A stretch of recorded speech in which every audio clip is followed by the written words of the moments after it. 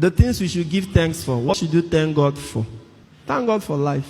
Talk about protection of life, especially in Nigeria, where the causes of death, the forces of death are more in number than elsewhere.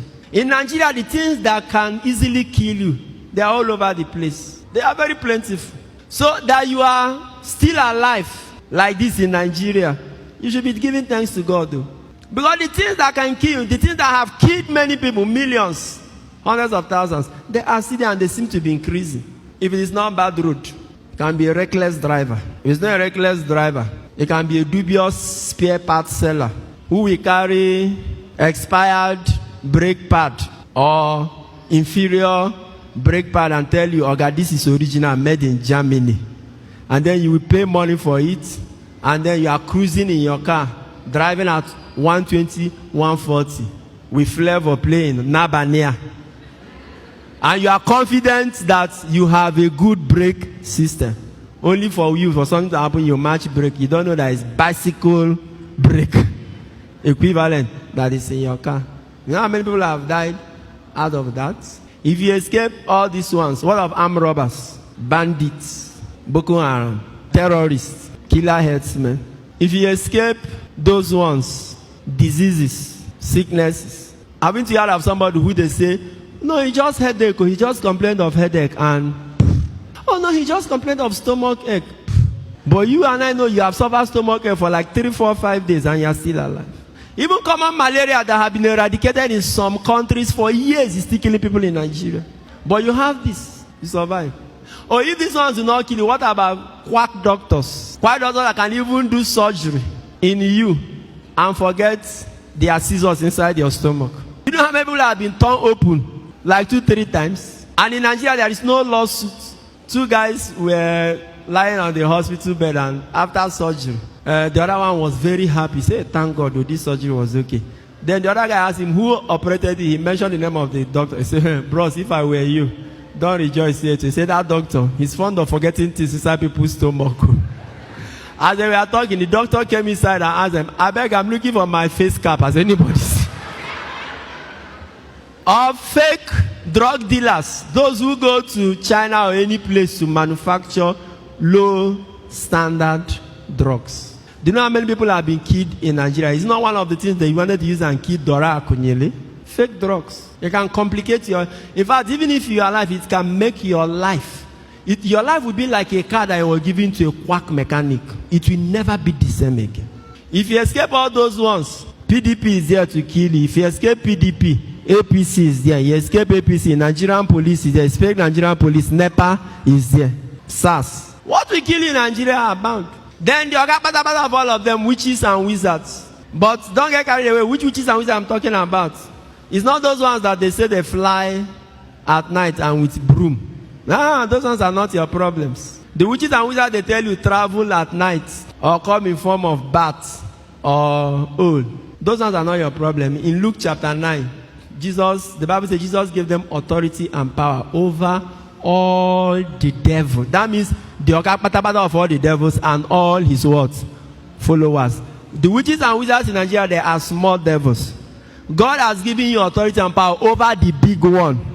How much? That one. And in Mark chapter 16, it says, "Nothing shall hurt you. You shall not be hurt." The witches and wizards I'm talking about, they are in the presidency, in the National Assembly, in the Senate, in government houses. They are civil servants. They are politicians. They are Hausas, Igbos, Yorubas. They are Catholics, Pentecostals, Protestants, Christians, Muslims. Those are the witches and wizards that kill more people in Nigeria. In fact, the other witches, I don't even know whether they have killed anybody. But these particular witches or wizards I'm talking about, they are responsible for thousands of deaths. If you are giving money to do road, and you don't do the road, and somebody has accident because of bad road and die, what do you think you are? You are a witch. You have taken blood. You are giving money to equip hospitals. You refuse to build the hospital or even equip. And the medication or medical attention that would have saved somebody is not, and the person dies. What do you think you are? It's a witch. We have them all over the place. That in Nigeria, pensioners will be queuing to take their pension of 50,000. And they wait and wait until some will die. Because somebody doesn't want to push they are fine.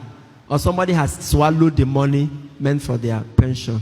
And you tell me you are a human being. No, you are a winch. Witch is sweet. You are a winch. Winch.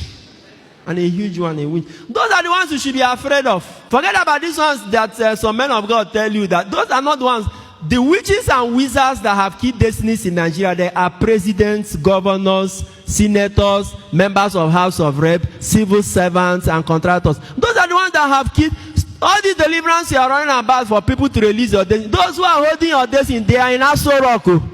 I am very serious about it.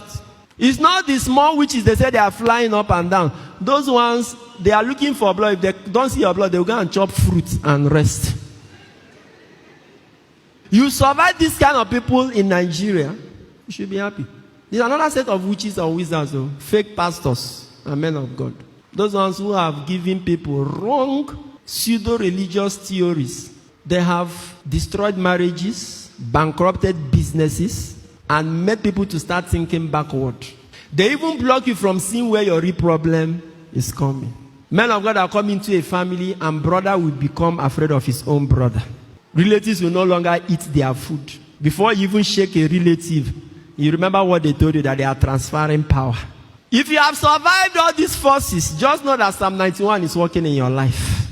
He said 1,000 may fall at your side, 10,000 at your right. You, it will never approach, because his faithfulness is buckler and shield. He said your eyes have only to look to see how the wicked are repaid. He has given his angels charge over you to keep you in all your ways. It can also be Psalm 125. Those who put their trust in the Lord, they are like Mount Zion that cannot be shaken, that stands firm forever. And as the mountains surround Jerusalem, so the Lord surrounds his people. Help me tell somebody, God has surrounded you. God has surrounded you. That is the reason you are alive today. And I pray that he'll continue to surround you all the days of your life. In Nigeria, our average life expectancy is very low. What is keeping us alive aren't things you see physically, it's by the grace of God. That's why you should wake up and be thankful.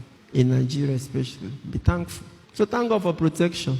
Sign up with the largest community of Catholics online. Make new friends, chat, post pictures and videos, make and receive audios and video calls, interact with lots of priests and religions. Download the app from Google Play Store.